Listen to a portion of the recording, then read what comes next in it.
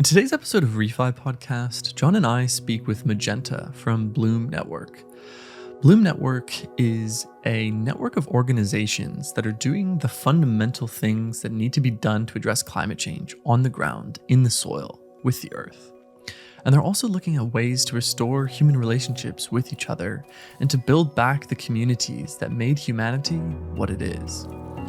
It was a really interesting conversation seeing how Magenta's been in this space of grassroots movements for over 10 years, and how she's got a very technical background and is coming into the Web3 with a very unique understanding of how people organize on the ground from the bottom up. She's now using a DAO structure to allow Bloom to organize itself and create a membership model for its participants. And we were really delighted to hear some of the motivations of these local organizers of wanting to share their gifts and their knowledge with each other and with the world. Hope you enjoy this one today and learn something new. It's definitely stretched John and I's perception of the world and this movement in Web3, how vast and wide it is. We are really excited to see what people do from the bottom up and grassroots movements all around the world using the power of Web3.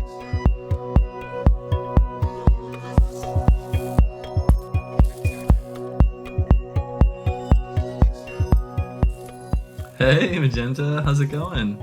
It's going well. How are you guys?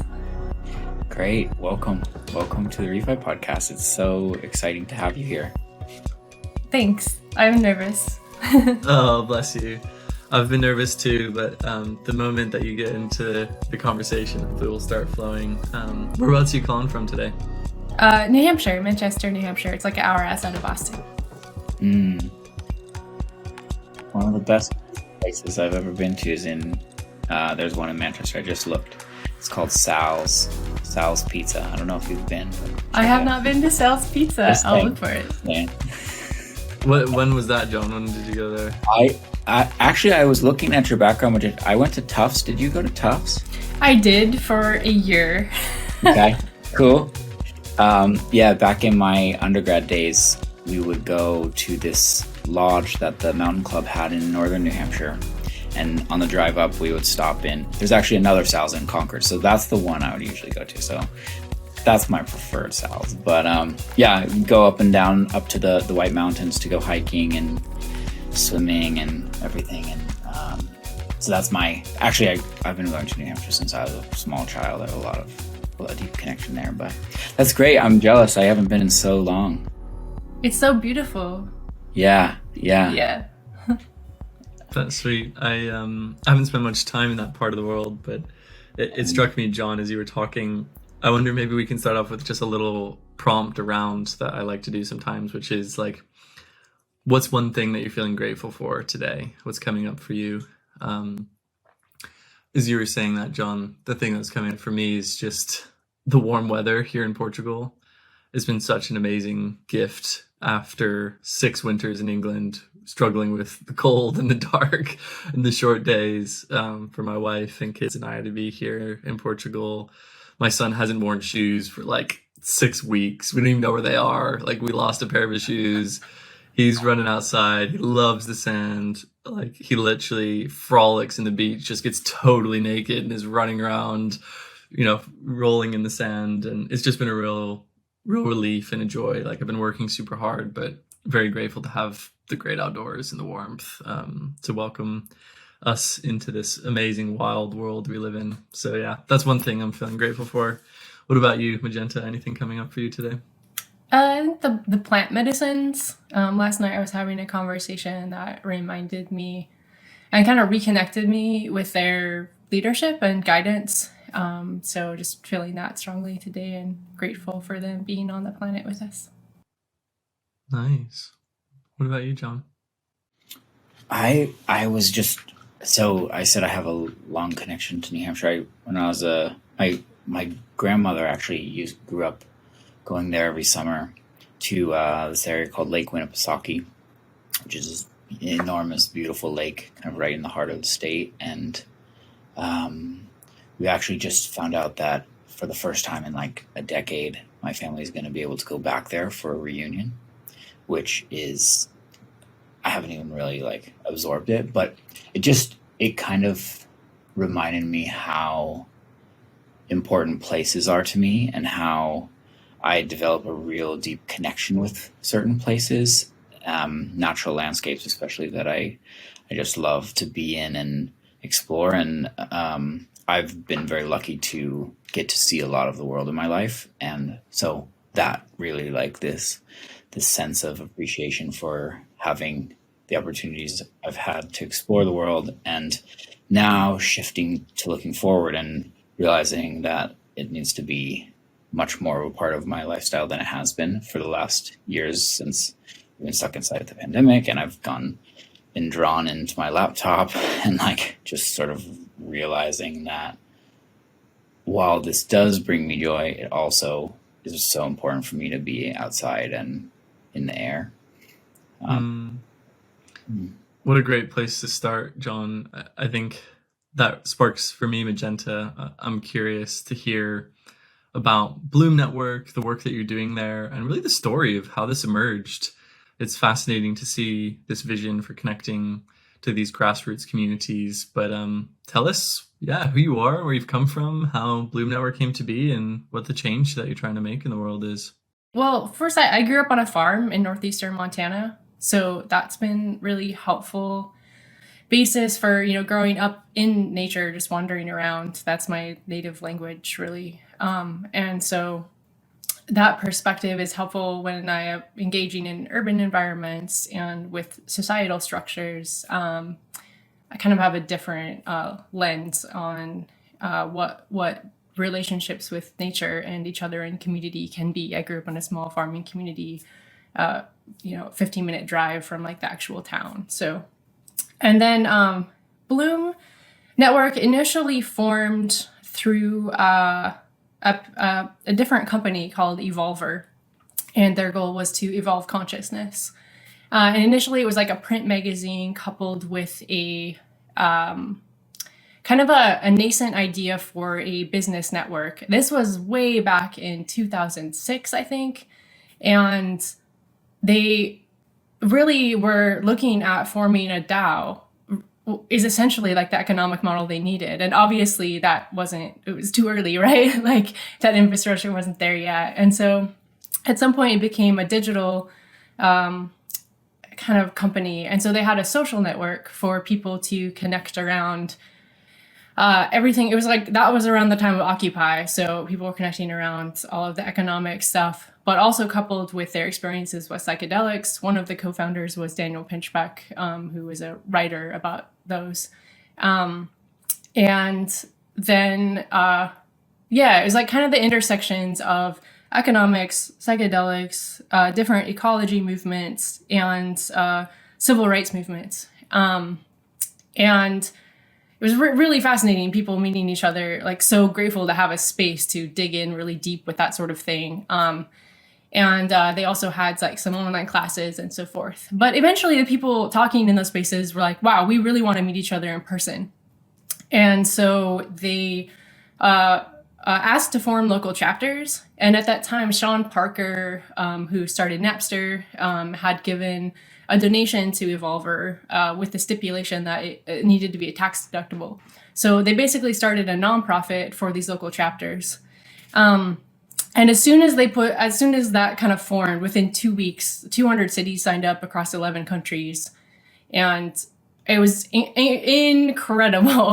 And very quickly, we were hosting skill shares. There was a theme every month. And so the skill shares, sometimes they'd be around alternative economics. Sometimes they'd be around different types of healing. Sometimes they'd be around different ecology things. So, backyard gardening, aquaponics, hemp-related economic and ecological repair stuff. It varied each time. But we started to form these really deep relationships and really coalitions in our communities.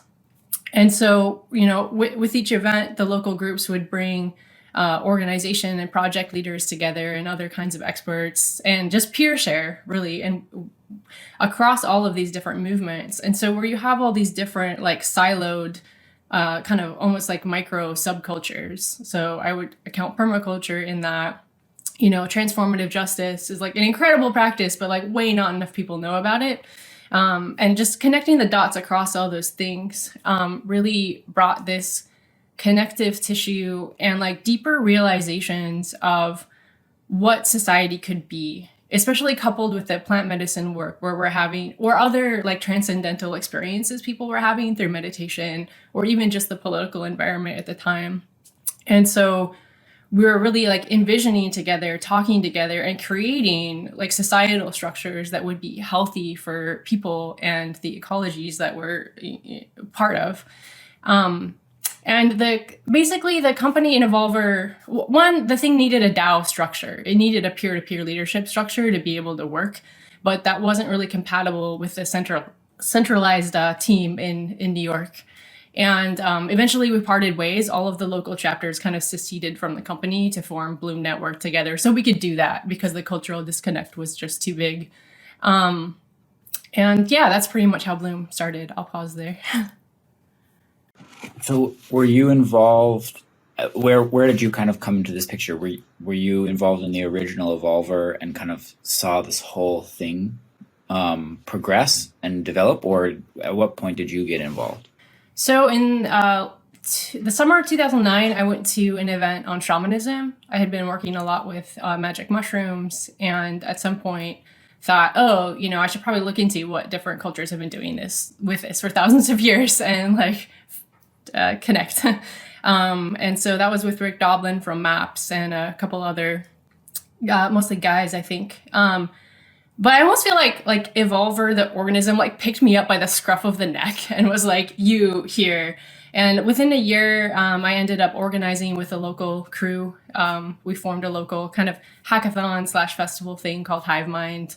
And out of that actually birthed the decriminalized nature movement, which is like really incredible. Two of the organizers met each other at one of those events I produced. So, and really the reason that I got involved was I met a woman at an event who wanted to start a community center that would bring together art, spirituality, science, and have almost like one of these eco-village, like futuristic spaces that people keep talking about, right? And I was like, whoa, you're gonna need some business help. And because she didn't have an MBA or anything, and I was like, it's gonna take a lot of money and a lot of people and expertise to bring this together, so let me help you. And so I produced an event to help catalyze that and just kind of kept organizing from there.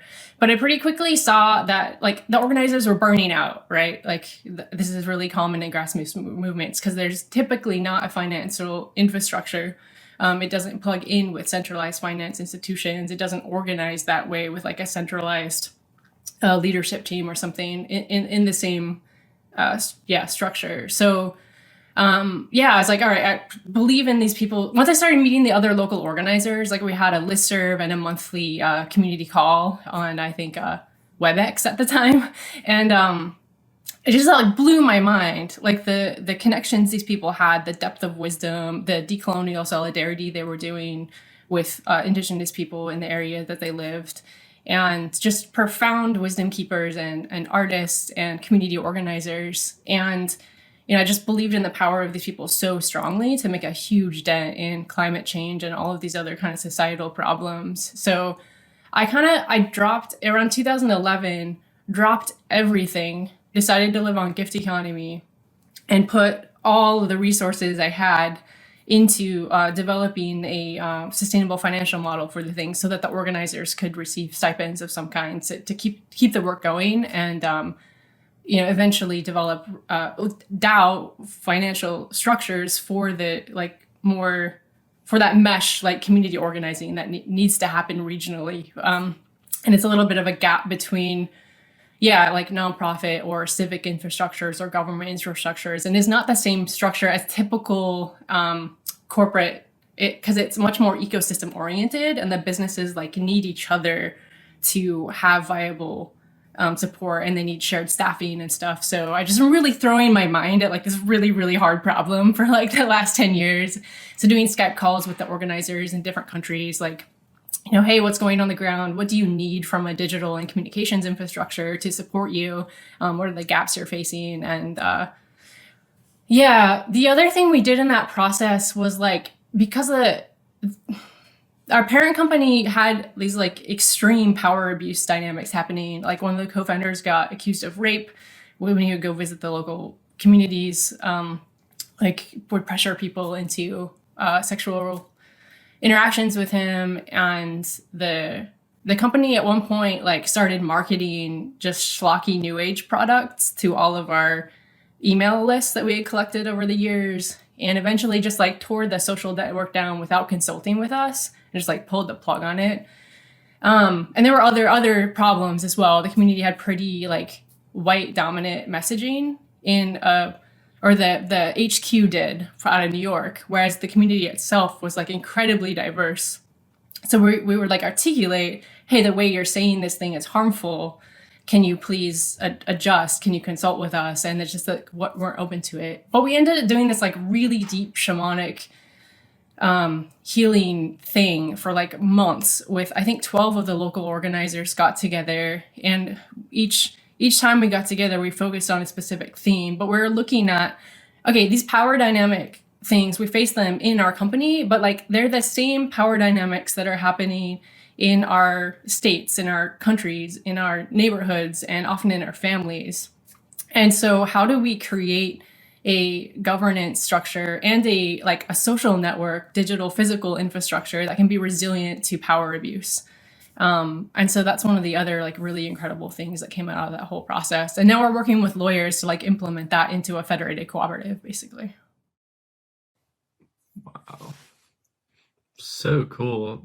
One of the things that I'm really struck by is you use the word, you decided to kind of rely on the gift economy for your, livelihood. And that's pretty brave and incredible, because you can read about this economy in a book, but to then sort of throw yourself into that and say, I trust you, that there is enough and it's going to go around. And if I can create value, it will be reciprocated. My needs will be met. That's, a really honorable thing that you've done. And just struck by, I think, hearing from you and also Gregory from Regen Network, these people who've been doing this work for so long, and the depth and complexity of considerations that you've had over this long period of time about how communities can work together to regenerate the earth, and the role that we play in organizing around our own hearts and our own interactions with each other, like you described, the power dynamics that emerge. Whenever we try and group together and use money to change, like these things tend to surface. And John and I have seen this in other settings. I think everybody has seen this in work. And to me, it really represents one of the kind of core questions of the ReFi movement as a whole, which is when presented with the opportunity to both do good and address climate change in a meaningful way and also make money, how do you align both of those motivations such that the outcomes are driven by people doing the right thing for the right reasons, and that we change the way that the world operates, right? Because it's not working.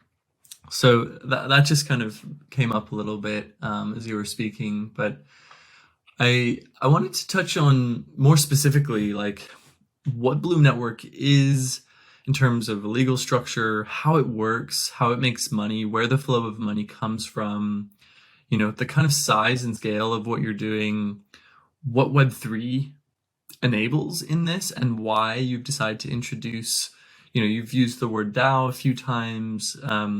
Could you break down some of these elements for me and help listeners understand what exactly is going on? Yeah, thanks for that reminder. I can be a very abstract thinker. So there's about 30,000 people involved in Bloom Network right now on the ground. That is currently not formalized into a membership structure. The work has been entirely volunteer and non-monetary, except for where some local chapters do have some funding from, they each have their different context. Bloom Network itself is currently a nonprofit.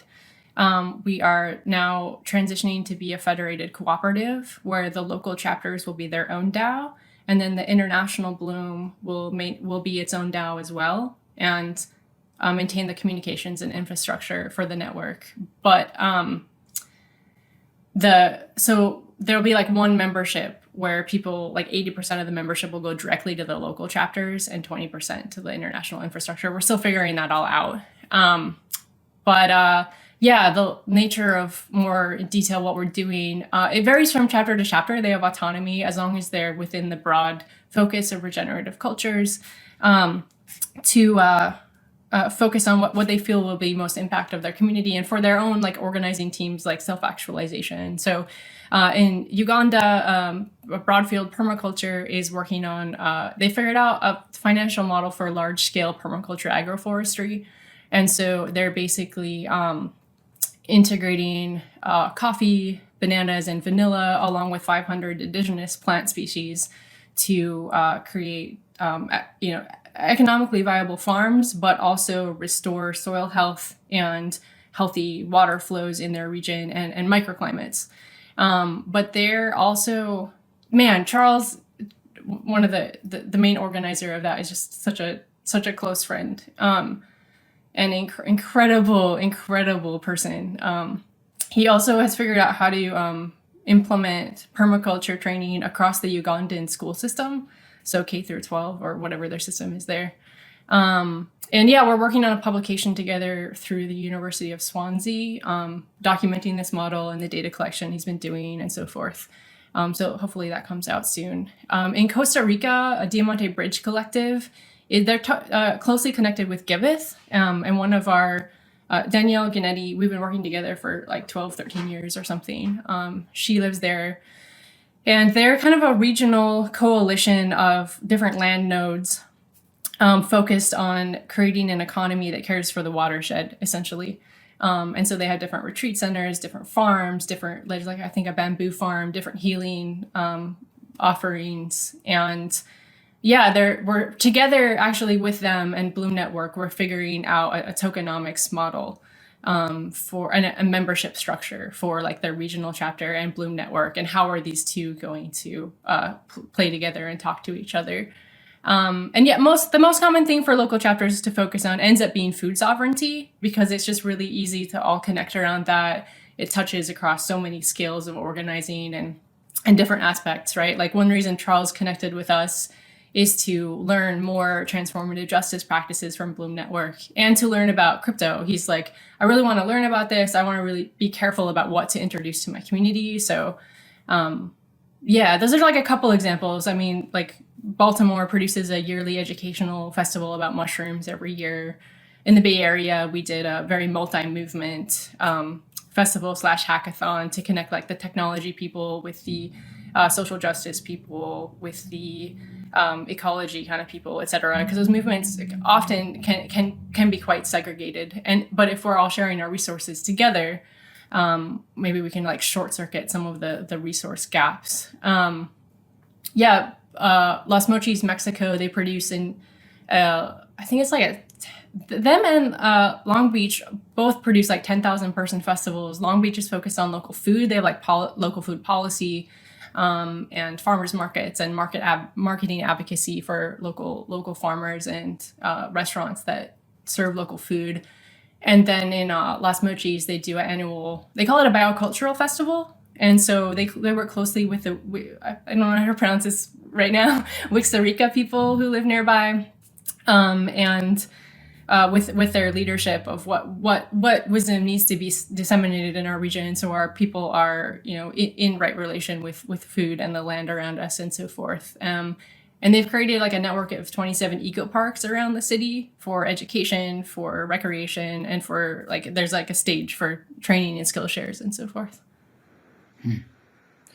So yeah, it sounds to me like the insight is that there are some real benefits of being part of a large global organization. Certain services, it just makes sense to have one kind of central hub that's able to provide services to this kind of ecology of organizations, but it's also crucial to respect and honor the local needs, the local, basically the judgment of local people to decide what's useful for themselves, right? Is that sort of the kind of key, one of the key kind of structural principles, I guess? I would say it's not that much of a dichotomy. We're still trying to figure out how to peg this into legal code, but that centralized like international structure should be led by the local chapters directly. Right. That's what we're trying to set up, is like there's not a top, aside from like operational like efficiency of that team, you know, doing the maintenance of that to move fast. The leadership should be from the local chapters communicating, this is what we need, this is what we want from you. And the other aspect that is not that much of a dichotomy is that many of the local chapters develop services that are relevant to the global community. And so that's why right now we're working with a developer to make a platform for people to share that more easily, so that they can, their regional economy can be like supplemented, augmented, and also help teach and like nurture other local nodes in the network, if that makes sense. So I think, I mean, it would help me to just, if you could almost do a little quick walkthrough of like almost the user experience of, are these chapters typically already operating and then they come and plug into Bloom Network and bring a community that they already have, or are they kind of created new with the support of Bloom? That's one question. And the second question is, how do they come across Bloom and what do they kind of see as the value of getting involved with the network? What do they give? What do they get, right? What's the sort of process of meeting a community leader, in educating them about what you offer, learning about what they offer, and kind of creating this symbiotic relationship? So it's a either or. Some people come in, they want to create community or connect communities and start doing organizing. They don't come with a group, and some groups do come with a group already, or existing network or project or something like that. Since we split from Evolver, we have not done a public like, hey, we exist, come join us, which we'll do for the first time in June, since the DAO will be ready to formally join in May, and our website will be ready, which is like what we've been missing. And so, but the website is very valuable because, so on their own, these groups have a really hard time reaching people. They don't have like a marketing team. There's a scaling and momentum you get from a global brand like recognition, which is sort of the one of the reasons people join. But that's like almost like a superficial level, because the deeper thing is you're most honestly, people mostly join us because they want to give to the network. They're like, we have figured out things in our community that, you know, have taken us decades to develop, and it's working really well, and we want to share that with other places. And we know that people who care this deeply and are thinking, I don't know how to describe it, like cosmically, or like there's a certain type of like very deep thinking and like embodied physical sort of person that tends to be a local Bloom organizer. And so having a community with other local organizers in other regions is like very nurturing, but it's almost like a shared understanding that strategically we need to do that to care for the planet together. And so there's this like mutual understanding of local and regional, but in order for us to be okay through this time, like we really need to collaborate through it. And so some of the things that local groups can do through the international network is share media about what activities are happening. And so whereas with like Facebook or even Twitter and Google, like these groups don't know how to use analytics, like they don't have budgets to do that kind of messaging, right? And so they need a different kind of network infrastructure that is peer aligned and values aligned to share that message to larger audiences, because it doesn't, these messages, the knowledge that these groups exist, the ability for the public to find them, like doesn't exist in the mainstream centralized media infrastructure. And so, yeah, we're kind of creating that infrastructure together to share templates. For example, we figured out how to make we made a template for a mushroom hut. You can grow, here's how to make the building, maybe you need regional materials, whatever. But, for medicine or whatever people use mushrooms for, like structural materials, like leather out of mushrooms, whatever. And so you can put that template up on Bloom Network, and then other people can find that. And here's an easy project for us to do and build community and relationship with our neighbors. Let's just pick that little thing up out of the Bloom forest and like create it. So that's like one example of the information and resource sharing network that we're building together. I like love how you just pulled us up really thoughtfully, where we were like, but what do we get? And you're like, no, it's about giving, right? Like we've got something to share. We want to share it with the world, and help other organizations kind of learn from what I'm sure is a lot of hard work. I'm just so struck by how deep the interpersonal relationships need to be in order for this to happen, right? And I would love, this kind of comes back to this idea of like the value of connecting with local land and local people, and just, where you are is so important.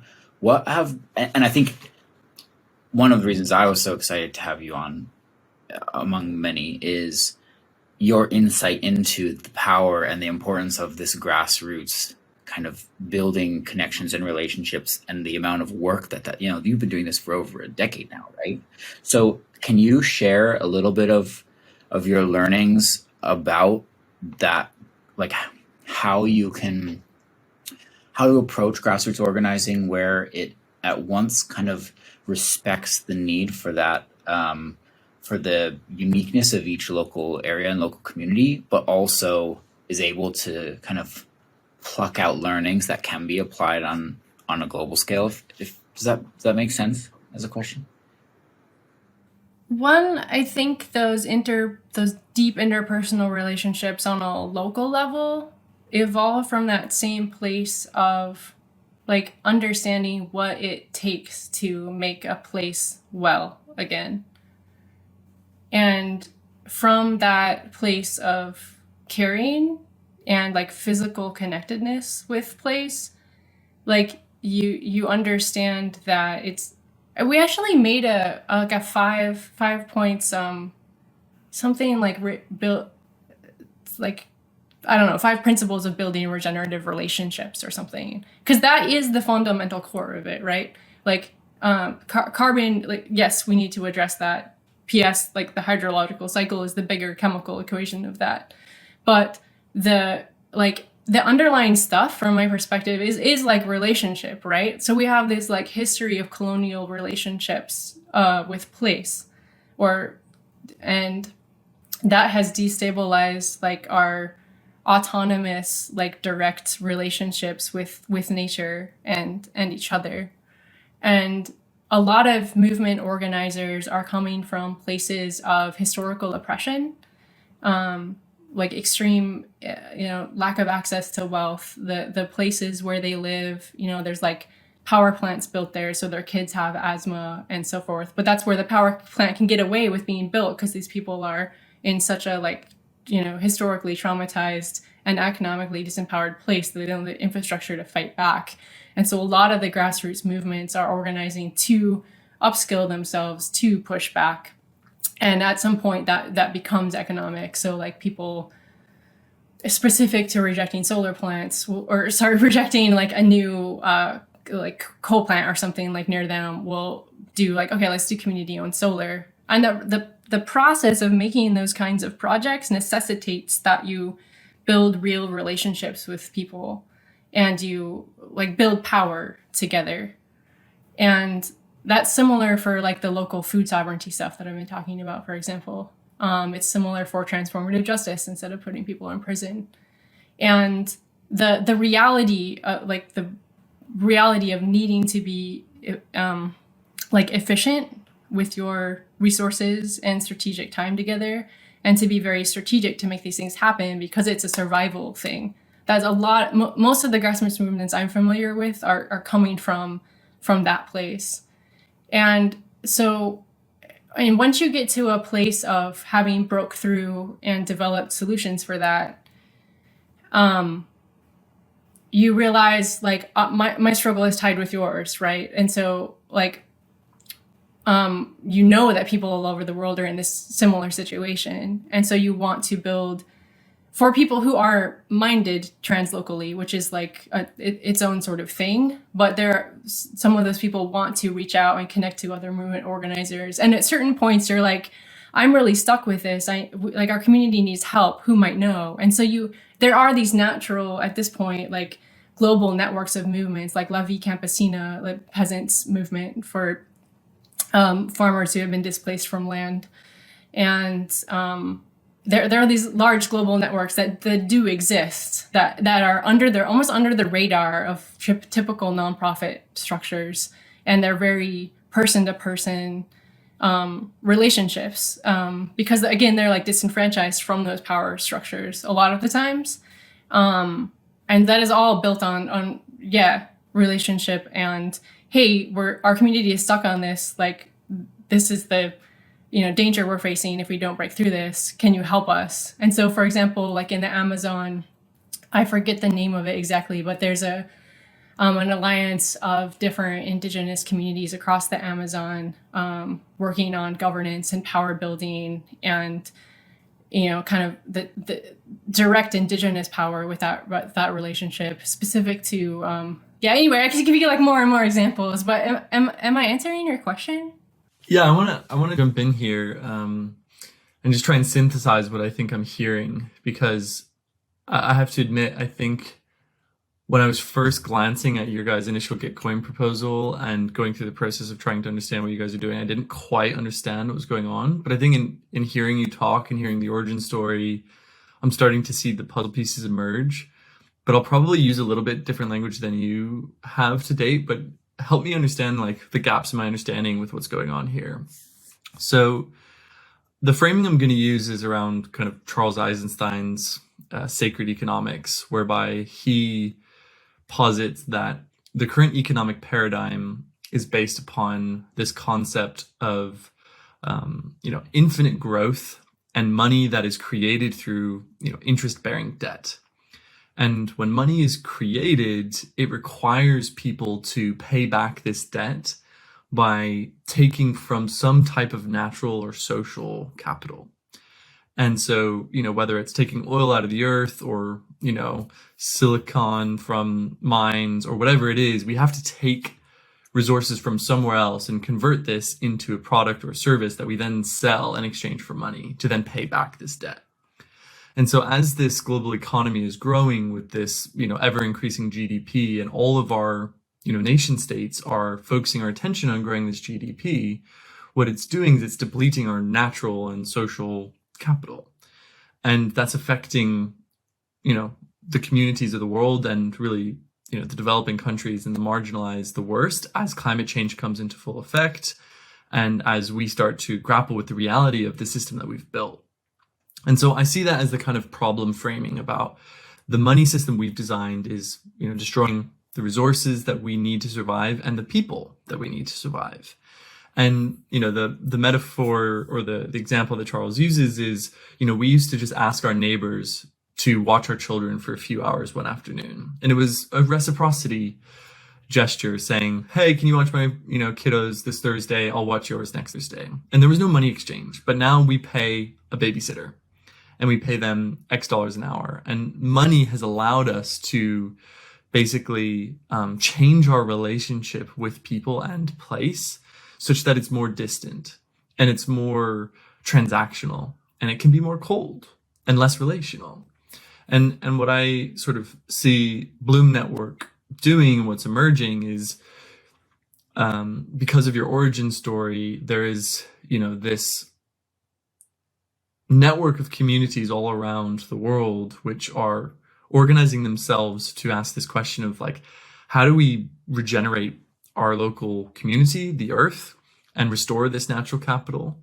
And how do we regenerate our local communities, the people, and restore this social capital? And as these communities are organizing and trying to figure out how to restore this capital to its rightful place and take it away from the system of money and move it back into the system of reciprocity, the gift, relationships, connection, you are discovering that there's learnings and there's insights that are being gained. And sometimes those are just, particular to the local context, but sometimes they're just genuinely, a public good that's useful for anyone. And by allowing people to self-organize, you're allowing people to naturally express that tendency and human inclination to share what they've learned for the benefit of others, but also to ask for help. and say, hey, we're really having trouble with this power dynamic, or hey, we're really struggling with, this local government construct, which is adversely affecting this particular natural resource that we have. And what I hear you describing is that Web3 and these kind of mission-driven communities that we affectionately call DAOs, decentralized autonomous organizations, provide a new technology, a new tool that allows us to coordinate these local communities better and to capture the value of what is being done and distribute it such that these communities can thrive in the process. Because what's happening, and what I understand on the ground, is that by focusing on food sovereignty, by creating permaculture farms, or new models of just creating food and distributing it, what they're doing is they're removing the grip that the global economy has on their community and taking back that power for themselves, which really creates capital for the community. It's creating value that was actually being taken by distant shareholders.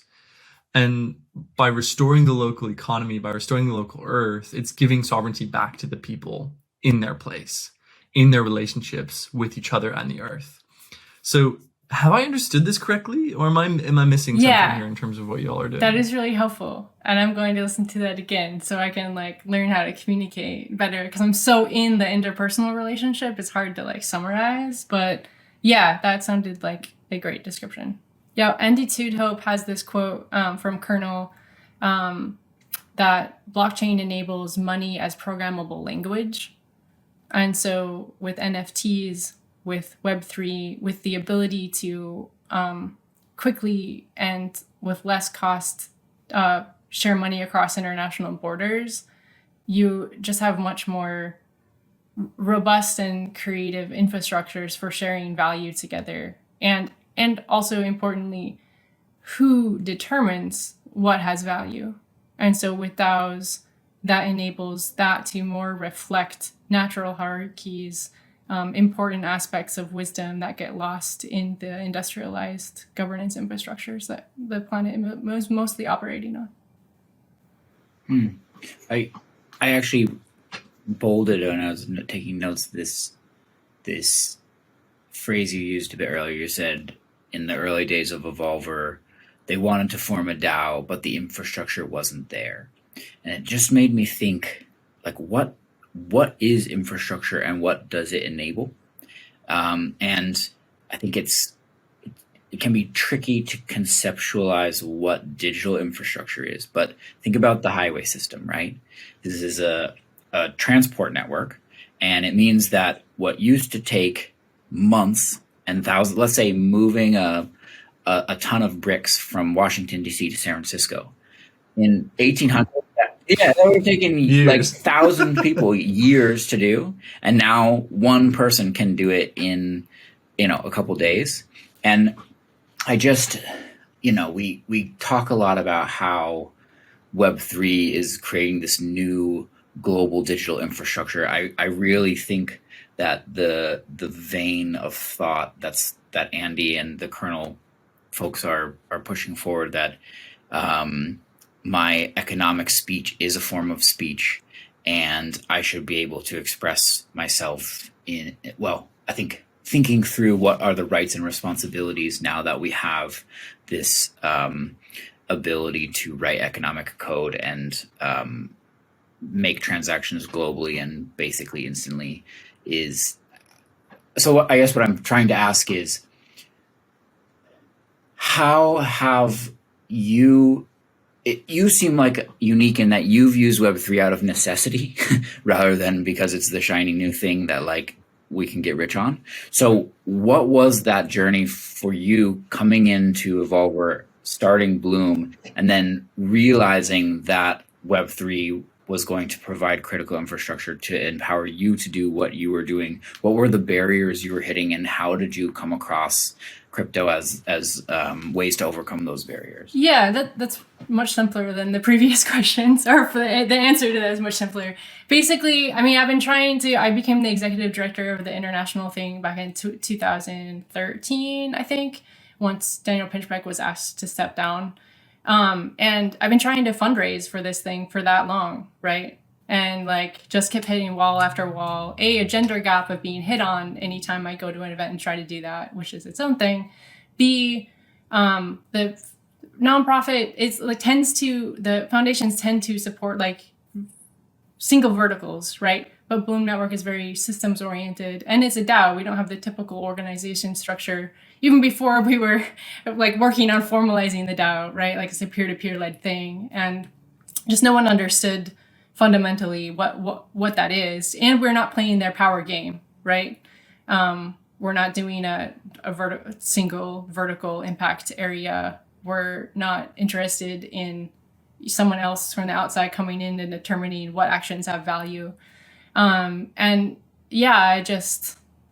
I hit wall after wall with, applying for grants, trying to talk with different communities, and seeing the other grassroots movements running into the same wall, right? Like they're all horribly underfunded, and it's stupid. It's like funding these sorts of bottom-up things is like, in many ways, the fastest move we could make to address climate change. And it's a little bit hard to describe because it's like an underlying economic sovereignty thing. But once you have people not required to, drive an hour to go to a job that they hate or spend their energy in the extractive economy, but can instead do it locally, like that's a huge leverage, right?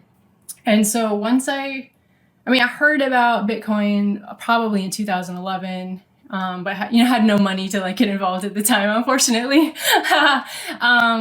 But eventually, after hitting those walls, I started meeting more people in Web3. My partner worked on one of the main governance projects in Ethereum, I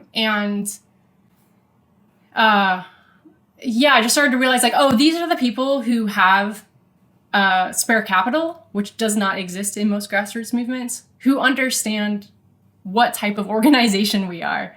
And so the conversation is very easy. And I've also encountered much less like gender or weird like biased stuff in that community, interestingly. I know that's like not across the board, but I've been treated very much like as a peer intellectual. And there's just all these conversations and struggle that don't have to happen when I talk with Web3 people. And so I went to the Kernel Fellowship, I went to the token engineering community, went through a class of theirs, and have just been like, making relationships with people, knowing that this is where the people who are values aligned with us are. They're coming from the other direction, right? Like the digital infrastructure where we're like building local community infrastructures, and we need each other. That was the other thing I realized. It's like for the Web3 UX, which still largely blows, to like move to the next layer of visibility. Obviously, we solved the use case for artists, which is amazing, but like, how are farmers going to use this technology, for example, or other community members? And like, it needs to be in dialogue with those people, and built together is part of the thing. And so I'm really interested in adapting that like innovation of the UX of the space. And the Web3 movement needs to be incredibly aware of what actually on the ground needs to happen in order for our planet, to regain homeostasis. It's about people putting their hands in the soil. It's about cultivating, diverse ecologies of different types of plants and animals living together in harmony. There are these specific things that need to be done. And I think it's very easy to abstract ourselves from the real physical behaviors which need to happen in order for us to stabilize our climate and restore these ecosystems and institute justice. So I really deeply appreciate the work that you're doing and think it's so important. Fascinating to hear the emergence of this community at Bloom Network, Magenta, but how would you describe what it is? Very simply, I would just describe that it's a peer-to-peer action network for regenerative cultures. Okay, a peer-to-peer action network for regenerative cultures. And what does the regenerative culture look like? Who is it, and why do they need an action network that's peer-to-peer? I would say originally regenerative cultures many Indigenous cultures are inherently regenerative. And so the solidarity with their leadership is part of what is needed.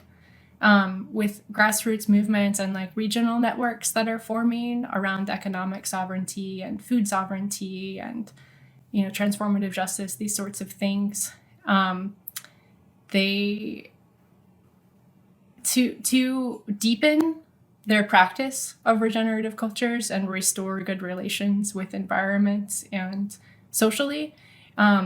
They require a DAO infrastructure for peer-to-peer leadership, and then an international structure that supports that kind of regional first leadership for planetary decisions. Okay. So in effect, it's a kind of network of local communities on the ground discovering how to regenerate the earth in their local context and their communities, and they are working together with this, group of actors all around the world to help make decisions about how to support these kind of communities moving forward. Is that fair too? Yeah, and I think ultimately we're regenerating our relationships with each other, including the earth in that each other, the other species, and so forth. And that looks very different from community to community. But the underlying spirit is like cultural, socio-cultural, and economic dynamics that nurture life and health and diversity and anti-fragility and so forth. And so Web3 provides, I guess, tools to enable these local communities to self-organize and to grow these regenerative practices of creating permaculture farms to increase the resilience of the local food supply chain and other things, right? Is that really the core role that Web3 does? It enables the kind of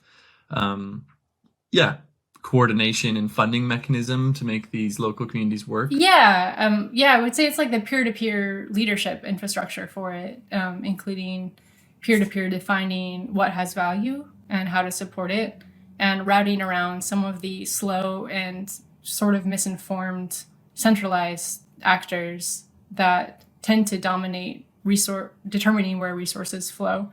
But through Web3, we can create our own subsidization systems. We can create our own value systems. We can create different media and marketing networks that are community driven and not driven by centralized corporate kind of extractive structures. And so it potentially is going to solve a lot of structural problems for these communities so that they can more liquidly share the types of resources they do have. So wisdom, knowledge, experience, innovation, and creativity that doesn't quite plug into the extractive system of sharing value with each other. And so can you give any specific examples of a local regenerative culture or community that's leveraging, Web3 tools to do this work? Yeah, there's a local Bloom in Rio de Janeiro and surrounds. They're set up on EOIOS. It's like a different blockchain. But they have a token that's called Muda, which in Portuguese means both seedling and change, like transformation. And they use it to, you can basically receive Muda for things like, doing business with Black entrepreneurs, or meditating for 20 minutes, or contributing organic food baskets to this network, doing a day of volunteer work, reading, planting a tree. They really, it formed it to be of service to people living in the favelas in Rio de Janeiro. And one of the things that they figured out is they found NGOs to supplement the organic food baskets. So that pays for those. So people can exchange Muda for the organic food. And so they set up kind of this hybrid system to encourage people to do things that are healthy for each other. You can receive Muda for helping do a beach cleanup. And through that, they're teaching each other to be well, providing some kind of economic incentives to care for each other and for themselves, and to make networks of value that are based on this, and like help people have that experience of this is possible. They're also connected with a project called Natus, which is, I think, if I understand correctly, doing NFTs for ecological, like purchasing a plot of land and then restoring, like reforesting and that sort of thing. So that they're interesting in that they're I think really hitting the nail on the head, so to speak, with the like urban to rural relationships. And so they're buffering and pushing back deforestation and helping people in the middle create organic food systems and restore ecology and travel there to experience like connecting with nature and the land. And farming can look like this. Wow. Being together can look this deep socially and be based on caring for each other. And ditto in the urban environments. Wow. We can care for each other directly and restore our that is like the fabric of society. And so they're really, really doing that really well there. And how do they feed back into the Bloom network as a whole? Like the insights that this community is learning, the value that's being created, like what's the connection between this local group in Rio and the rest of the Bloom network? Yeah, so our main contact there is a woman named Flavia. She's incredible. And we've been talking with her and Louise Hadid, her co-founder, someone else in that project. I don't think they have it's not exactly like co-founder relationships. But they have been helping Bloom Network as other regional communities are starting to want to learn about tokenomics and blockchain. And we've been experimenting with alternative economies with Bloom Network since 2008, and we've been talking about it online since 2006. And so this is kind of just an evolution of that, but it's like much more technical, which tends to be difficult for most of our community when other local chapters are looking at creating regional token economies and membership structures. We've gotten together a working group a couple of times to look at, what have people been experimenting with that's been useful? Like time banks, what works, what doesn't, Muda, what exactly are you guys allocating Muda for? What challenges have you faced? At some point, they did face someone gaming their system and claiming a bunch of actions. And for a while, they were able to easily recognize that, but then they had to kind of actually pause the system for a minute and readjust because it was messing with the function of restoring healthy care-based relationships. And so, yeah, she's been popping in with us to share that. Flavia herself also she just cares a lot about water and connecting with other women around the planet who care about that and spiritually connect with that. Is very nurturing and nourishing for her, I think. And then also she has a vision for she sort of had this almost sci-fi futuristic download of what an international information sharing network could look like.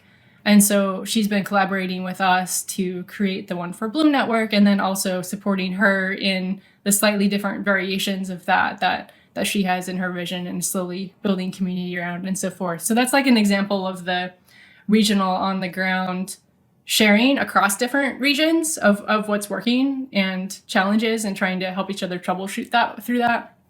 And then also sharing offerings that are applicable to other networks, because also Muda is built on Cambiatus, which is again on EOS or whatever that blockchain is called. But other chapters could use that. Rio de Janeiro already figured out this economic system. Let's just work with them to adopt it here. And so that's one of the things that often happens in Bloom. Yeah, this is I think one of the most powerful dimensions of Web3,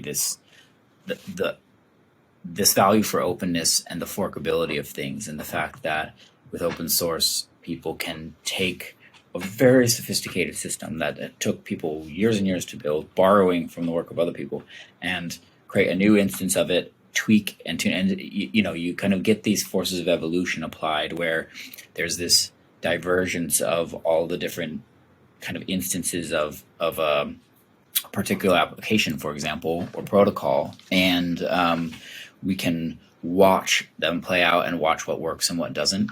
I'm also just so excited to hear you talking about a local currency in practice, something that John and I have been talking with a couple of people about on the podcast, and this idea of creating a container for economic value within a community, and economic value flowing within a local area or a local community, and that basically almost providing some kind of a buffer from between the kind of toing and froing of the international financial system. And I was talking to a guy when I was in Denver who's been in that movement for a long time, and he said, if Wall Street messes up, that doesn't mean that, a small town should stop being able to have breakfast with each other and get parts, but because we have this monoculture of money, we're all so interconnected. And it's a bit more nuanced than that. It's important that we are able to connect with each other and transact globally. So it's not that we should just throw that out entirely. But to hear this idea of,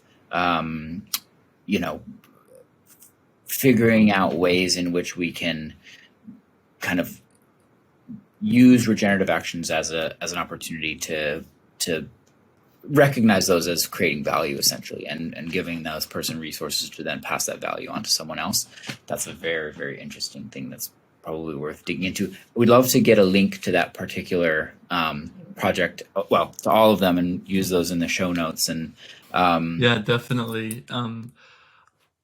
I'm conscious we've covered a lot of ground here today, Magenta. You've shared the origin of the Bloom Network, how this incredible community of regenerative cultures has emerged with this international network that's sharing information and knowledge and resources, how you see Web3 providing really critical infrastructure and tooling to enable these communities to sustain themselves and to grow and to address the challenges of stabilizing the climate and cultivating biodiversity and restoring human relationships at the grassroots level.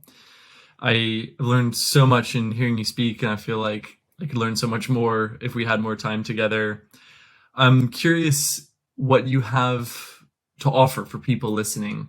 If there's somebody on the ground who's a part of a local community who's doing this regenerative work, what's one thing that they can do to support this mission that Bloom Network is out to fulfill? So one thing to note is everyone will be able to formally join the Bloom Network DAO as a local chapter or as a individual member who just wants to get involved. It's starting probably an end of May or in June.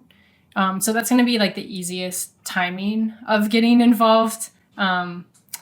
And it'll just be much more straightforward. We'll have made our website much more easier to engage with. There'll be a crypto payment gateway, that kind of thing. But if people do want to start a local chapter now, or if you're already on the ground doing a project that relates to regenerative cultures and you're addressing, systemic regeneration in your area, you can email us at newlocalbloom@gmail.com.